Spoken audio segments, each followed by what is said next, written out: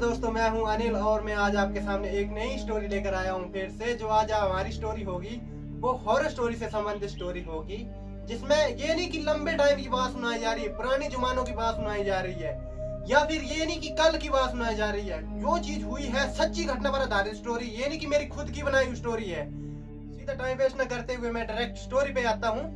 तो बात कुछ साल पहले की है, बात कोई होंगे 40-45 साल दोस्तों बीते हुए होंगे। ये नहीं कि पुराने टाइम की स्टोरी है या फिर नई स्टोरी अभी 2-4 सालों पहले की, ऐसी स्टोरी नहीं। 40-45 साल की बात है हमारे पापा और उनके चाचा के बीच में। गांव में जब उस टाइम उतनी मतलब प्रकृति पे नहीं चले थे, गांव इतना विकास नहीं हुआ था, गांव में लाइट वगैरह नहीं थी घरों में, पुराने टाइप के घर थे। तो ऐसा हुआ कि किसी गांव में किसी व्यक्ति की मृत्यु हुई पड़ी थी।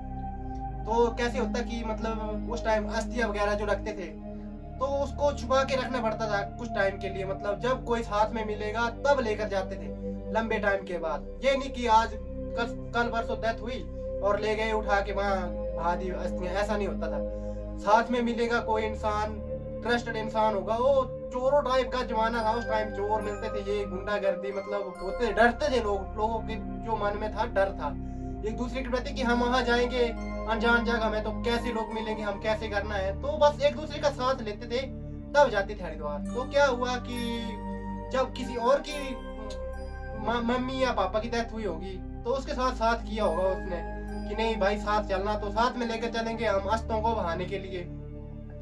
तो कुछ टाइम के बाद वो गए साथ में।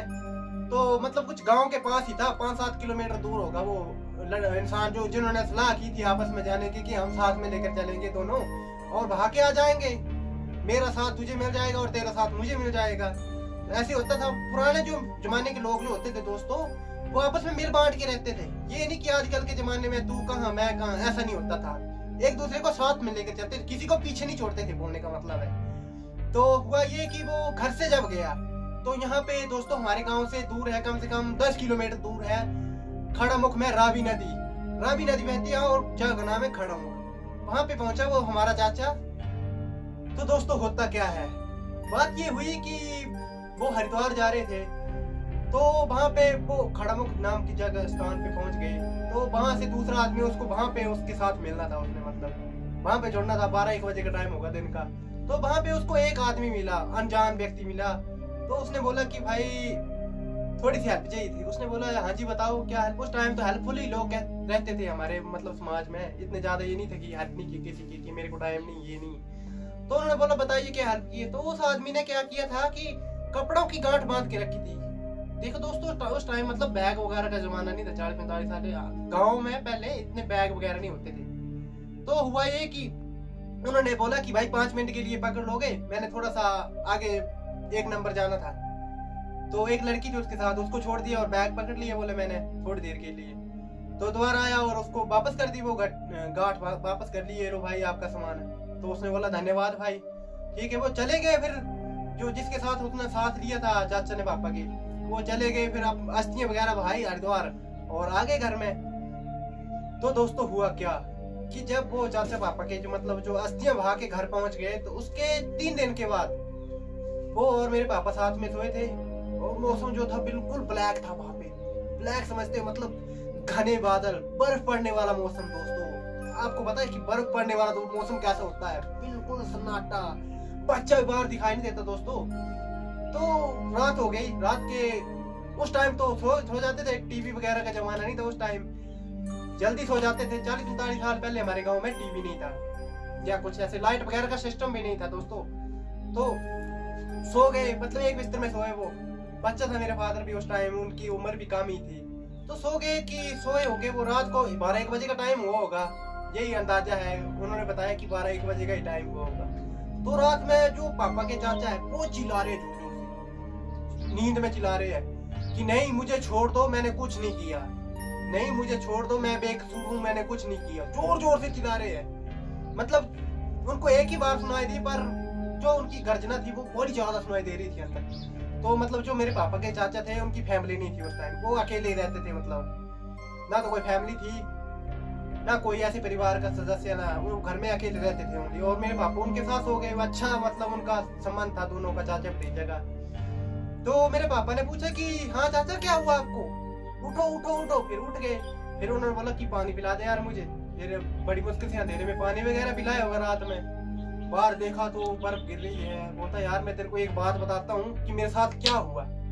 दोस्तों इंटरेस्टेड है ये पार्ट है, सुनोगे तो ध्यान से। तो उनके साथ क्या हुआ कि उन्होंने ऐसी ऐसी बात बताई पूरी कि यार हुआ क्या था कि जब मैं हरिद्वार जा रहा था तो मेरे साथ ये हुआ कि कोई आदमी मिला मुझे वहां खड़ा मुख में, और उस आदमी ने एक लड़की लेकर रखी थी और एक गांठ लेकर रखी थी, और उसने थोड़ी देर के लिए वो गांठ दी मुझे। तो वो गांठ द्वारा उसने उसको पकड़ा दी मैंने। थोड़ी देर के बाद बोल रहा है मैंने 1 नंबर करने जाना, तो बस उसको पकड़ा दी मैंने। लेकिन यार तू बात सुन मेरे भतीजे की, वो बात तो उस टाइम क्या हुई कि क्या हुआ। बोले चाचा बताओ आप, मुझे उत्सुकता हुई फादर को जानने की कि नहीं मुझे बताओ कि क्या हुआ, आप इतने बेचैन क्यों नजर आ रहे हो। तो पापा को बताया उन्होंने कि जब मैं वहां पे था तो पता है तेरे को वो इंसान कौन था, वो तो एक मृत मरा हुआ इंसान था यार। वो माय गॉड, मेरे पापा भी डर गए कि यार ऐसा भी हो सकता है कि डरा हुआ इंसान 12-1 बजे दिन में मिल सकता है। लेकिन वो दोस्तों ये बात सच्चाई है, सच्ची घटना पर आधारित सुना रहा हूँ, जो स्टोरी सुना रहा हूँ मैं आपको। तो उन्होंने बताया कि ऐसे ऐसे गांठ पकड़ी थी दोस्तों। तो फिर हुआ कि पापा ने बोला कि चाचा आपको कैसे पता कि वो मृत इंसान था जो आपसे बात कर रहा था।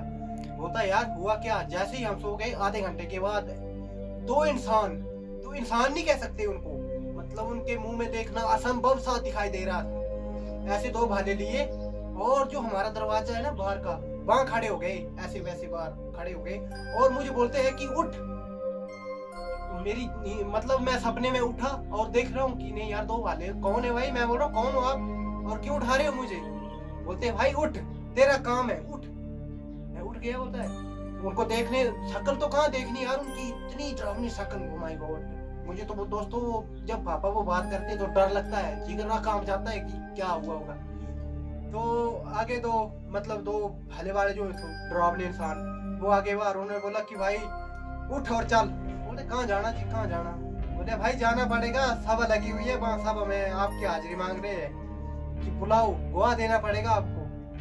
तो वो डर गए यार कि किस चीज का गुआ, मैंने तो कुछ कोई गुनाह किया नहीं कि जिस चीज का गुआ देना पड़ेगा।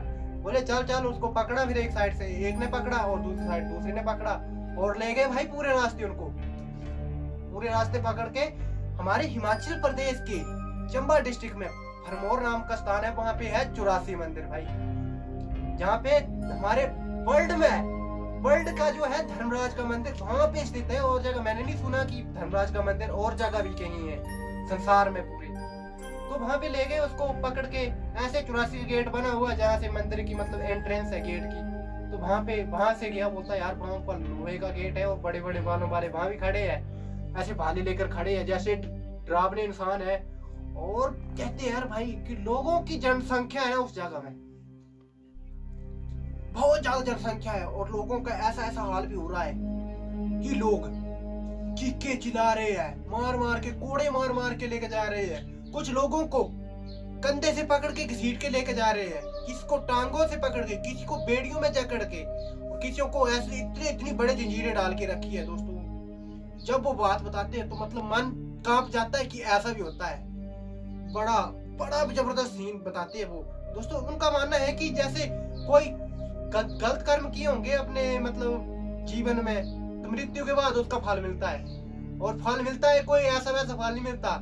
किसी को कहते हैं कि यहाँ से काटा हुआ है, किसी को यहाँ से काट के रखा है, ऐसे ऐसे घाव दे रखे रखे, और उन घावों में दर्द करे अगर वो चल नहीं रहे आगे। तो उनको ले गए वहां पे धर्मराज का मंदिर है, वहां से कुछ कदम पहले चित्रगुप्त का मतलब वो है। तो चित्रगुप्त में जिस आदमी को खड़ा किया हुआ है, चित्रगुप्त ने जिस आदमी को वहां पे उल्टे पैर में खड़ा किया है, उन्होंने देखा कि वो इंसान जिसने उनसे गांठ दी थी उनको, ये मेरा सामान पकड़ ले। वो हरिद्वार वाली बात आपको याद होगी दोस्तों उन्होंने बताया कि जब मैं वहां पे पहुंचा धर्मराज मंदिर के सामने, मुझे दूर खड़ा कर दिया गया, और धर्मराज के मंदिर के सामने कुछ कदम चित्रगुप्त का कटघरा बना हुआ है, वहां पे उल्टे कदम लगे हुए आज भी है। वहां पे जो अवेश है वो आज भी है, उल्टे कदम रखे हुए हैं। और वहां पे कहते हैं कि जब सभा लगती है तो वहां पे होती है, मतलब इंसान को वहां पे खड़ा किया जाता है। तो उसको उस इंसान को वहां खड़ा किया हुआ था जिसने वो गांठ पकड़ाई थी उस दिन उसके सामने, कि लो भाई आप थोड़ी देर के लिए पकड़ लो ये गांठ। और जो उसके सामने लड़की थी वो भी वहां पे खड़ी हुई थी साइड में। उसकी भी गवाही चल रही थी। तो जो मतलब भाले और उसको पकड़ने वाले थे उनको पकड़ के दूर खड़ा कर दिया कि भाई इसका टाइम नहीं है अभी, इसको दूर से लिया जाएगा। तो देखा कि मंजर ऐसा था कि ऐसे धर्मराज मतलब बड़ी सी चेयर लगाई और राजा महाराजों वाले के चेयर देखी होगी, उस पे बैठे हुए हैं, बड़ी बड़ी जटा। और दोस्तों मतलब मंजर बहुत खतरनाक था देखने का। उन्होंने बताया कि धर्मराज कैसे लगते हैं, देखने बहुत खतरनाक। बोलते दोस्तों इतना बड़ा शरीर, इतना बड़ा मुंह, और जब वो बात करते हैं तो ऐसे आग निकलती है उनके मुंह से, ऐसे पूरी तरह आग निकलती है, आग का पूरा लफ्ट निकलती है ऐसे। तो उन्होंने देखा वो डरे हुए थे, सहमे हुए थे कि यार बात क्या हो रही है, मेरे साथ क्या हो रहा है आज। तो उनसे पूछा गया कि हाँ भाई, मिस्टर, उनका नाम था हरिराम। तो उनको पूछा कि मिस्टर हरिराम, जो मतलब आप उस दिन क्या किया था आपने। तो उन्होंने बताया कि जनाब मैंने तो कुछ नहीं किया था। बोले नहीं कुछ किया था आपने। बोले जी नहीं मैंने कुछ नहीं किया था। बोले इस इंसान को जानते हो आप। बोले हाँ जी जानता हूँ। बोले कब से। बोले मैं जब जा रहा था माँ की अस्थि को लेकर, तो ये इंसान मुझे खड़ामुखी नाम की जगह से मिला है।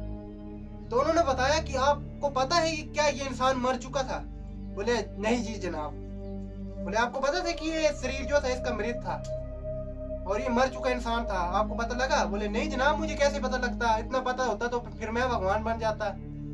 बोले अच्छा जितनी बात पूछी जाए उतना आप जवाब दीजिएगा। तो फिर दूसरी बात पूछी कि इन्होंने सामान क्या लिया हुआ था, आपको पता है कुछ कि इन्होंने सामान क्या लिया हुआ था।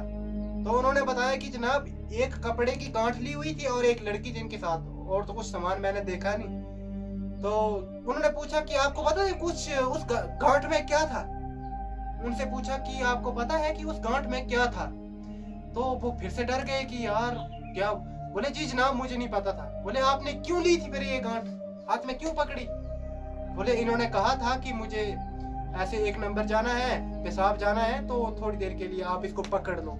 तब इन्होंने पकड़ाई। फिर बोले क्या किया उसका। बोले कोई 2 मिनट के बाद इसको वापस लौटा दी। बोले पक्की बात है। बोले हाँ जी पक्की बात है। तो बोले यहाँ कटहरे में खड़ा होके बोल, 3 बार बोल यहाँ से, ऐसे अपनी बाजू ऊपर खड़ी करके बोल कि मैंने ये गांठ ली थी और वापस कर दी थी। 3 बार बोल।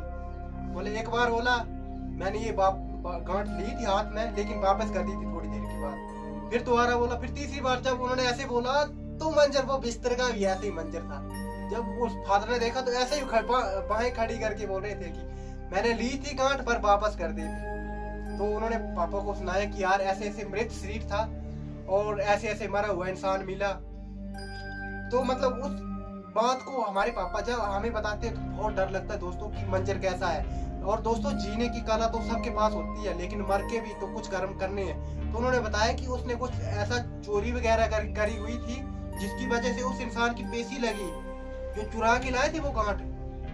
वो जो मरा हुआ बंदा था ना, वो चुरा के लाया था कुछ न कुछ यहीं से, तभी तो उस चीज की पेशी चल रही कि हाँ भाई किससे लाया, क्यों लिया, उसके कर्म और धर्म का पता चल रहा था वहां से। तो ऐसे है कि अगर हम जीवित हैं तो कर्म कीजिए, कर्म किए होंगे तो वहां काम आएंगे, नहीं तो उन्होंने बताया कि वहां सजा का मंजर कुछ कह नहीं सकते, इतना डरावना है।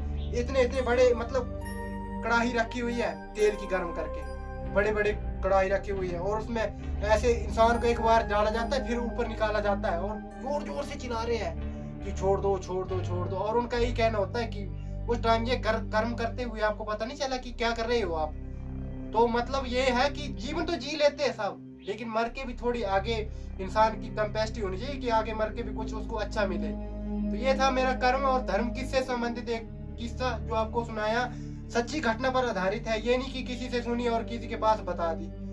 कहते हैं कि भरमौर जो है वहाँ स्वर्ग है और मर के लोग वहीं जाते हैं, इतना तो पता नहीं, लेकिन ये जरूर सुना है कि पैदल लोग जाते हैं। उन्होंने पूरा बताया मेरे दादा को, मेरे चाचा को, कि हाँ इस हिसाब से मेरे दादा लगे जो मेरे पापा के चाचा थे। तो उन्होंने पूरा बताया कि कैसा मंजर रहता है वहाँ का।